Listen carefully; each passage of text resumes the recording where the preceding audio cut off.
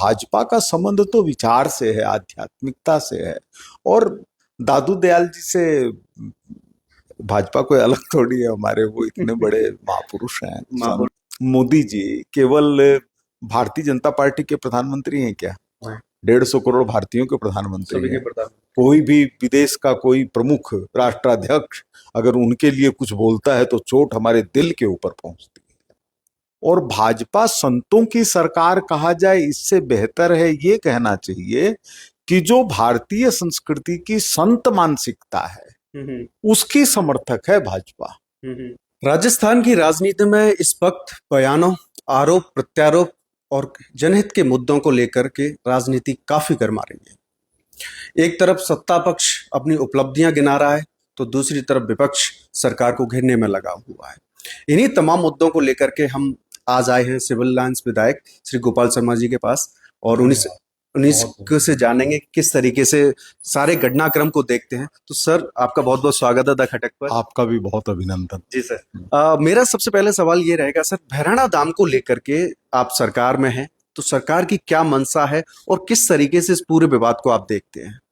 देखिए, भैराणा दाम का विषय कुछ उलझ गया, इतना बड़ा विषय था नहीं जितना इसको बना दिया गया।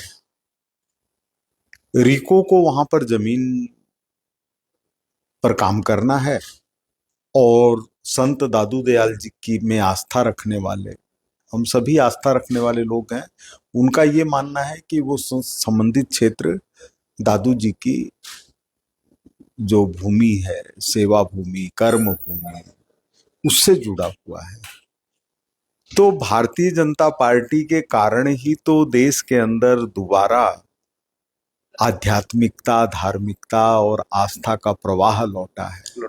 तो उनसे ज्यादा कौन इस बात को समझ सकता है?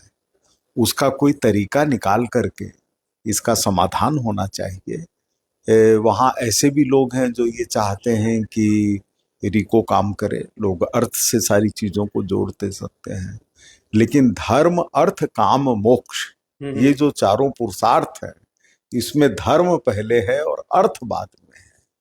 तो निश्चित रूप से इसका समाधान मुझे कठिन नहीं लगता। मुझे ये लगता है कि साधु संत, माननीय मुख्यमंत्री जी ये विचार विमर्श करके, आपस में करके, और हमारे मुख्यमंत्री जी भी धार्मिक मुख्यमंत्री, इसका रास्ता निकल जाएगा। इसको राजनीतिक स्वरूप देना उचित नहीं है। क्या आपको लगता है कि सरकार ने जानबूझकर या कुछ असमंजस की स्थिति में इस तरीके के विवाद को ज्यादा बढ़ावा दे दिया है, जहां पर विपक्ष भी इस मुद्दे को काफी भुना भी रहा है? नहीं, विपक्ष के भुनाने नहीं भुनाने का विषय नहीं है। विपक्ष क्या भुनाएगा? विषय इस तरह से समझना चाहिए कि जैसे राम मंदिर का विषय 500 वर्षों तक चला और समाधान हुआ तो ऐसा हुआ कि किसी एक ने विरोध ही नहीं किया, तो उसी तरह से विषय चलते रहते हैं। अब हम कहें इसके लिए कौन जिम्मेदार, कौन वो जिम्मेदार, वो जिम्मेदार। अब रामलला का मंदिर बन गया, कार सेवकों ने उसके लिए अपने बलिदान दिए। आदरणीय मुख्य प्रधानमंत्री नरेंद्र मोदी जी के नेतृत्व के अंदर एक ऐसा माहौल बना कि देश ने उसको स्वीकार किया। ऐसे ही हो जाएगा रास्ता। जिस तरीके से भाजपा को संतों की सरकार माना जाता है, भगवा सरकार माना जाता है, क्योंकि हिंदूवादी सरकार है और हिंदू की बात करती है और आध्यात्म को बढ़ावा देना, जिस तरीके से महाराष्ट्र के पालघर में संतों के खिलाफ जो लिंचिंग हुई, उसके बाद में सरकार बदली, भाजपा की सरकार आई, तो एक सरकार, भाजपा सरकार जो है संतों की सरकार मानी जाती है। और संतों के खिलाफ ही इस तरीके से भूमि का विवाद होना, उनके जो धाम है उस पर प्रहार करना कहाँ तक सही है? नहीं, ये प्रहार नहीं है, ये विवाद भी नहीं है। ये एक विषय है, जैसे कोई फैसला हुआ, उससे जुड़ा हुआ विषय सामने आया तो इसका कोई ना कोई निराकरण निकल जाएगा। संतों की सरकार नहीं है। संतों में तो कोई ऐसा भी मिल सकता है जिससे लोग जिसको ठीक नहीं मानते हो, लेकिन काफी समय से उन्होंने, लोग काफी उनको मानने वाले भी। हाँ, जन जागरण करने में उनकी बहुत बड़ी भूमिका है। और सबसे बड़ा बात ये है कि जिस तरीके से हनुमान बेनीवाल की रैली हुई, वहां पर 40 दिन से संत तपस्या पर बैठे हुए थे, लेकिन सरकार ने नहीं सुनी। नहीं, इसको देखिए, मैं आपको बताऊं, इसमें जहां पर थोड़ा सा मेरे को लगता है कि ध्यान रखने की जरूरत थी कि साधु संत संतों को धूप में तपस्या करनी पड़े, ये बहुत दुख की बात है। मतलब ऐसी नौबत आने नहीं देनी चाहिए, किसी भी स्वरूप में नहीं आनी चाहिए। सरकार वहां पर कुछ भी करना चाहे तो भी उसको ये नौबत नहीं आने देनी चाहिए कि संतों को इस तरह से बैठना पड़े। लेकिन इसमें कहीं ना कहीं किसी ने राजनीति को प्रवेश करवाया है, और प्रवेश इस तरह से करवाया कि उनको बुला लेंगे तो वो इसको ठीक कर देंगे। तो क्या कोई सरकार किसी आतंक के बूते चल सकती है? चलेगी तो फिर काम कैसे करेगी? आज राजस्थान की जेलों के अंदर हजारों अपराधी बन रहे हैं, जिन्होंने कितने लोगों की जान ली होगी, कितने दंगे किए होंगे, कितने वो किए होंगे, वो कहाँ है? जेलों में बंद है, दाल रोटी खा रहे हैं, अपना जिंदगी बिता रहे हैं किसी तरह से। तो अगर वो अपने प्रभाव की कल्पना करें कि हम तो इतने हैं, ये हैं, वो हैं, फिर सरकार क्या करेगी? सरकार का तो मतलब है कि वो असरकारी हो, उसका असर होना चाहिए। जैसे वहां कुछ भी नहीं, आप कोई भी व्यक्ति जाए, किसी भी मानसिकता का जाए, जाके अपना विषय रखे, वो दादू दयाल जी से जुड़ी भूमि के पक्ष में अपनी बात रखें, वहां पर कहाँ दिक्कत है? राजनीतिक दल हैं ही इसीलिए कि जहां मतभेद हो वहां अपनी बात रखें, लेकिन वहां जाकर के राजनीति की जाए, और जिस तरीके से ये उचित टिप्पणी की है उन्होंने, नहीं। टिप्पणी को भी छोड़ दीजिए, टिप्पणी भी इसलिए महत्वपूर्ण है क्योंकि राजस्थान की 8.5 करोड़ लोगों के प्रमुख जनप्रतिनिधि के ऊपर की हुई टिप्पणी, आज जैसे मैंने दो नजरिए से देखने की कोशिश की। एक तो इसलिए कि मैं जिस पार्टी से जुड़ा हुआ हूं, हमारे सर्वसम्मति से बने मुख्यमंत्री जी के लिए जो बात कही गई, उस नजरिए से भी मैंने देखा, और मैंने इस नजरिए से भी सोचा कि अगर मैं राजनीति में नहीं होता और हमारे मुख्यमंत्री को कोई इस तरह की भाषा का प्रयोग करता तो मुझे कैसा महसूस होता। उन्होंने मुख्यमंत्री के साथ साथ पूरे मंत्रिमंडल को ही नहीं, नहीं, मंत्रिमंडल को नहीं, जनता को। मंत्रिमंडल को कहां नाम लिया उस समय? भाषण में मंत्रिमंडल नहीं है, मंत्रिमंडल को तो बाद में जोड़ा गया है, इसलिए कि इसको हम टिकाएं कहां जाकर के। तो बात तो ये है, वो जो भी है, वो अगर शासक हैं तो शासक किसके हैं? क्या मंत्रिमंडल के शासक हैं? सारी जनता के, सारी जनता के हैं। तो इसलिए, लेकिन अब भी मैं सोचता हूं, चूंकि हम किसी के ऊपर विचार करते हैं तो ये देखते हैं कि हनुमान बेनीवाल जी का तौर तरीका ऐसा ही है, उग्रता वाला तौर तरीका है, और जनता का एक वर्ग उनको पसंद करता है, वो जाते हैं वहां, सैकड़ों हजारों लोग जुट जाते हैं। इसका अर्थ ये थोड़ी है कि बेनीवाल जी को अपने कहे हुए शब्दों पर पुनर्विचार नहीं करना चाहिए। वो कह रहे हैं मैं माफी, मेरे से माफी की मांग की गई, मैं कभी माफी नहीं मांगता, मेरा क्या जरूरत है माफी मांगने की? आप हमारे नेता हैं, आप तो अपने दिल में सोच लीजिए कि मेरे मुंह से गलत निकल गया, आगे से ध्यान रखना चाहिए, बस। है तो हमारे राजस्थान के ही ना, राजस्थान के, कोई होनोलुलु से तो आए नहीं है। तो गलती को स्वीकार करने के लिए बोलना उससे ज्यादा महत्वपूर्ण है कि उसका पश्चाताप महसूस होना। और मुझे लग रहा है कि उनको महसूस हुआ है कि उनके मुंह से ऐसे शब्द नहीं निकलने चाहिए थे। उससे ज्यादा मैं गंभीर मानता हूं जो प्रदेश अध्यक्ष मदन जी राठौड़ को कुचामन के अंदर जो विरोध किया, वो देखने में तो ऐसा लगता है कि काले झंडे दिखा रहे हैं। राजनीति में काले झंडे दिखा दो, पट्टियां दिखा दो, क्या हो गया? मदन जी ने कहा भी है कि मेरी हत्या करना चाहते थे। लेकिन अगर वहां पर उतनी पुलिस मौजूद नहीं होती तो क्या स्थिति होती? और किसी के साथ भी हो सकती थी। सबसे पहले यह समझा जाना चाहिए कि मदन जी कैसे प्रदेश अध्यक्ष हैं। वो राजनीतिक सुचिता वाले हैं, वो शांत स्वभाव वाले हैं, गंभीर हैं, सरल हैं, सादगी भरे हैं। नहीं तो एक एक नेता के साथ में इतने इतने ये जो 100 गाड़ियां लेके चलते हैं, ये किसकी लेके चलते हैं? क्या उनको कोई काले झंडे दिखा सकता है? दिखा देंगे तो लोग मार देंगे अगले को। लेकिन ये बीजेपी जैसे सबसे बड़ी पार्टी के प्रदेश अध्यक्ष होने के बावजूद भी अकेले आराम से गाड़ी से जा रहे थे, आगे पुलिस की गाड़ी चल रही थी। ज्यादा सिक्योरिटीज नहीं बस थी, क्योंकि मोदी जी ने आह्वान किया था कि ज्यादा पेट्रोल। आह्वान के बिना भी ये रहते नहीं इस तरह से। इनको मैं इतने दशकों से जानता हूं, इनके स्वभाव में नहीं है, ये सरल व्यक्ति हैं। वहां पर मदन जी ने एक टिप्पणी की थी कि जिस तरीके से इन्होंने बेनीवाल जी ने एक जो टिप्पणी की है मुख्यमंत्री जी पर, तो उसको लेकर के उनको समाज से बहिष्कृत कर देना चाहिए। तो फिर उसके जवाब में उन्होंने कहा कि वो कौन होते हैं, समाज खाप पंचायत की तरह मेरे आदेश दे रहे हैं। आदेश नहीं दे रहे उन्होंने अपने विचार प्रकट कर दिए, गुस्सा उनको आया, उनको लगा इस तरह की भाषा नहीं कहनी चाहिए। उन्होंने कहा कि ऐसा व्यक्ति समाज के अंदर, वो कह रहे वो तो मेरे समाज से भी नहीं, ऐसे खाप पंचायत का आदेश। समाज आपका तो पूरा भारतीय समाज है, हम्म। हम आपको मानते ही नहीं केवल जाट समाज से जुड़ा हुआ। हम तो मानते हैं आपको वोट देने के लिए जो लोग जाते हैं उसमें क्या दूसरे समाज के लोग नहीं होते होंगे? समाज तो हमारा भारतीय समाज है, समाज हमारा पूरा देश के जो नागरिक हैं वो सारा समाज है। और उसके लिए हमारे प्रदेश अध्यक्ष जी के जो मन में आया, उन्होंने कोई असभ्य बात बोली नहीं, उन्होंने अपनी बात कही, बोले ऐसे व्यक्ति को समाज से बहिष्कृत कर देना चाहिए। समाज के लोग कह दे, बोले नहीं हमारे तो समाज के ये गौरव है, ये तो रहेंगे, खत्म हो गया विषय।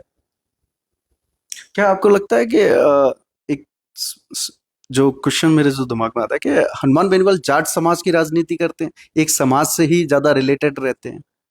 देखिए, इसमें व्यक्ति का विषय नहीं है। राजस्थान की राजनीति के अंदर पिछले कुछ वर्षों के अंदर उग्रता का प्रवेश हुआ है। वो उग्रता राजस्थान की संस्कारित राजनीति के लिए घातक है, जो कि नहीं होना चाहिए। इसके लिए मैं कुछ पूरा नहीं, कुछ मीडिया के उन लोगों को भी सोचने की जरूरत महसूस करवाना चाहता हूं, जो केवल उग्र बात करने वालों की तलाश में रहते हैं कि ये कोई बात कह दे तो हम कह दें, उसने मसाला मिल जाएगा, कह दिया। उनको ये नहीं पता है कि मसाले की कभी रोटी नहीं बनी और मसाले की कभी सब्जी नहीं बनी, मसाले की तो चटनी बनती है और चटनी से कभी पेट नहीं भरता जी। तो इसलिए अपने राजस्थान के अंदर जो परंपरा है, जो हमारी राजनीतिक संस्कृति है, उसके हिसाब से बयानबाजी वगैरह ये सब होना मायने नहीं रखता। मायने ये रखता है कि राजस्थान को हम किस दिशा में लेकर के जाना चाहते हैं, और उसके अंदर ये ऐसे लोग, चाहे हमारे आदरणीय मुख्यमंत्री जी हों या आदरणीय मदन जी हों या दूसरे लोग हैं, इतने इतने लोग हमारे कैबिनेट के अंदर हैं, पहले कभी नहीं होते थे इतने लोग। तो ये सब लोग अपनी प्रखरता से जन सेवा का काम करें और प्रतिपक्ष उसी प्रखरता से जन सेवा के विषय उठाए। लोकतंत्र का आनंद तो इसमें है। हाँ, एक राजनीतिक मर्यादा सभ्यता जो शब्दों की होनी चाहिए वो जरूरी। लेकिन हम अब शब्दों पर आ जाएंगे तो कितने दिनों तक क्या विषय चल रहा है, अर्थ नहीं। अभी कुछ दिनों पहले प्रताप सिंह खाचरियावास यहाँ से एमएलए भी रहे हैं, पूर्व कैबिनेट मंत्री भी रहे हैं, तो उन्होंने एक पानी के मुद्दे को लेकर के बड़ा प्रदर्शन किया था, मटके फोड़े थे और जल विभाग पर। तो वो उनका आरोप है कि पानी गंदा आ रहा है, पानी पर्याप्त मात्रा में नहीं मिल रहा है। क्या आपको लगता है ऐसा? देखिए, उनकी बातों पर मैं जाना नहीं चाहता, वो वरिष्ठ नेता हैं, सिविल लाइन क्षेत्र में वर्षों से वो प्रतिनिधित्व करते रहे हैं, यहाँ काम भी किया है और वो मानते हैं कि उन्होंने ही काम किया है, सही कहते होंगे।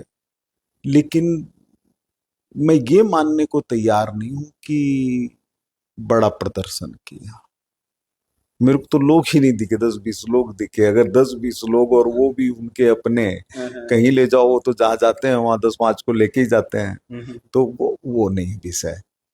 विषय ये है, जल राजस्थान के अंदर 1% है, भूमि 10% है, और जो राजस्थान की आबादी है वो 150 करोड़ के अंदर 8.5 करोड़ देख लीजिए। तो निश्चित रूप से पानी राजस्थान में कम है, लेकिन भारतीय जनता पार्टी आती है तो बरसात होती है, और कांग्रेस रहती है तो अकाल पड़ता है। अकाल और कांग्रेस दोनों जुड़वा भाई हैं। इसलिए भारतीय जनता पार्टी के शासन के अंदर जल फिर भी पहले से अच्छी स्थिति में है। लोगों को याद करना चाहिए कि राजस्थान की गर्मियां तो ट्रेनों से पानी निकलवाने में बीती है। राजस्थान की गर्मियां तो इस तरह से बीती है कि राजीव गांधी जी प्रधानमंत्री के रूप में जब 1987 में दौरा करने आए तो जगह जगह जानवरों के, मरे हुए जानवरों के ढेर लगे हुए थे, लोगों को खाना नहीं मिल रहा था। तो चूंकि व्यक्ति जानबूझ करके अगर कोई चीज कहे और या अनजाने में कहे, घातक तो दोनों ही है, तो हम पानी के लिए जिस तरह प्रयासरत हैं, जिस तरह नदियों के पानी के लिए कोशिश हो रही है, जिस तरह से पानी का जाल बिछाया जा रहा है, वो सब बहुत सुखद दिशा में चल तो रहा कहीं ना कहीं उसका असर दिख भी रहा है। है। हम खुद ही ये सोचें कि पहले राजस्थान की बात आती थी तो लोग कहते राजस्थान का जाओ पानी नहीं मिलता। पानी नहीं मिलता। आज क्या कोई जयपुर के अंदर प्लॉट छोड़ने को तैयार है कि यहाँ पानी नहीं है? पानी नहीं होने के कारण, पानी नहीं होने के कारण, या ये मान लें जो कहते हैं कि पानी नहीं है, क्या किसी ने अपना प्लॉट बेचा है? क्या भाव गिरे हैं किसी मोहल्ले के? और आप कहीं ऐसी जगह भेज दीजिए, चेरापूंजी जिसको सबसे ज्यादा बरसात के लिए जाना जाता था, अब वहां बरसात नहीं होती है तो वहां कोई जाना नहीं चाहता। अब वो पॉइंट खिसक के दूसरी जगह चला गया। तो इसलिए ये सब अनर्गल बातें हैं। मेरे कुछ सवाल और थे, मैं थोड़ा सा समय और लूंगा, बस 5 मिनट का बस और। जैसे कि पेट्रोल डीजल के जो प्राइसेस लगातार बढ़ रहे हैं, 4 से 5 बार बढ़ चुके हैं, उस पर क्या प्रतिक्रिया देना चाहें, क्योंकि जनता त्रस्त है। देखिए, मेरा जो सोचने का तरीका है वो सोचने का तरीका है प्रकृति के हिसाब से। क्या हमारी आवश्यकता इतनी बढ़ा ली जाए कि जितने तेल की जरूरत आज है इससे भी 4 गुनी हो जाए? तो क्या ये हमारे देश में के हित में है कि विरोध में है? चीज हमारे यहाँ नहीं होती और हम उस पर आश्रित होते चले जाएं, और फिर हम कहें कि तो महंगाई बढ़ गई, तेल महंगा हो गया, ये हो गया। बढ़िया रहा। बढ़िया रहा का मतलब है कि हम आत्मनिर्भर बने। हम जो भी ईंधन के काम आने वाली चीजें हैं उनको आत्मनिर्भर बनाए।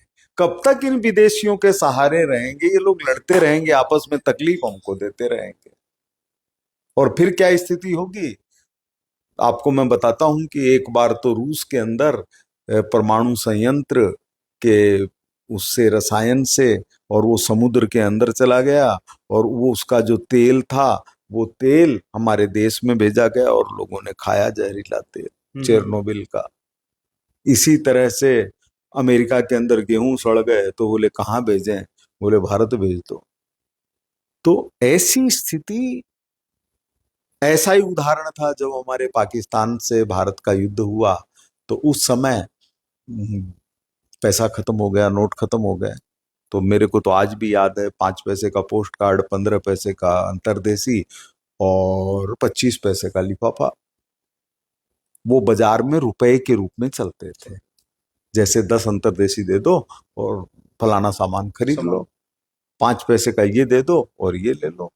तो जब हमारे पोस्ट कार्ड, लिफाफा, अंतरदेशी ही काम आने लग गए, क्या वो स्थिति है? नहीं, ऐसा कुछ। फिर हम बिना मतलब की बुराई करें, और बुराई करने का हक है आप, जो विपक्ष है उसको हक है पूरा, दिल से करो, जोर से करो, लेकिन क्या विदेश में जाकर के करोगे? हमको अपने पिताजी की कोई बात समझ में नहीं आई तो हम सड़क पर खड़े होकर गालियां देंगे? फिर किस चीज के पिताजी हुए?